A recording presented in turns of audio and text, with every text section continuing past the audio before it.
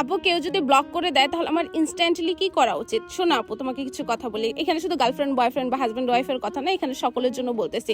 কেউ যদি তোমাকে ব্লক করে দেয় তাহলে ইনস্ট্যান্টলি তুমি একটা কাজ করবে, সেটা হচ্ছে নাথিং।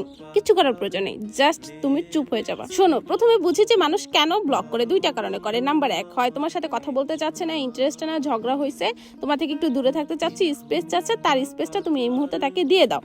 আর নাম্বার 2, হয়তো বা সে তোমার থেকে অ্যাটেনশন চাই। এই দুইটা কারণে অ্যাকচুয়ালি মানুষ ব্লক করে থাকে। সো দুইটার মধ্যেই যদি তুমি তাকে অ্যাটেনশন দিয়ে দাও, তুমি তাকে রিচ আউট করা শুরু করো, তুমি তাকে কল মেসেজ এইটা সেটা হ্যান ত্যান খুঁজতে থাকো, এটা করে অনেকে বিকাশে টাকা পাঠায় দেয়, নগদে টাকা পাঠায় দেয়, এইটা করে তুমি যদি তার সাথে কথা বলার চেষ্টা করো, তাহলে এতে আরো সে বোরিং ফিল করবে, টক্সিক মনে করবে। তুমি যদি ব্লক করার পরে তাকে বারবার কল করতে থাকো, মেসেজ করতে থাকো, সে এটা বুঝে যাবে যে আমি ভালো করছি, যা করছি, এই জন্যই তো ও আমার পিছনে পিছনে ঘুরতেছে, নিশ্চিত ওরই দোষ। উল্টা সে আরো রেগে যেতে পারে। আর নাম্বার 2 ছিল অ্যাটেনশন। তুমি যদি বারবার তাকে রিচ করার চেষ্টা করো, মেসেজ করো, কল করো, এতে সে ভাববে যে আমি যদি এরকম কিছু করি, ব্লক করে দিই, তাহলে তো ও তো আমাকে পিছনে পিছনে ঘুরে, তাহলে এই জিনিসটা সে বারবার করার চেষ্টা করবে। তো কেউ যদি তোমাকে ব্লক করে, তখন তোমার বারবার তাকে কল করা, খোঁজা, এইসব জিনিস একদমই করা যাবে না। তুমি চুপ হয়ে থাকবা, তাকে তার জায়গাটা দিবা, স্পেস দিবা। সে যখন বুঝতে পারবে, সে এমনিতেই তোমার কাছে আসবে তোমার সাথে কথা বলার জন্য।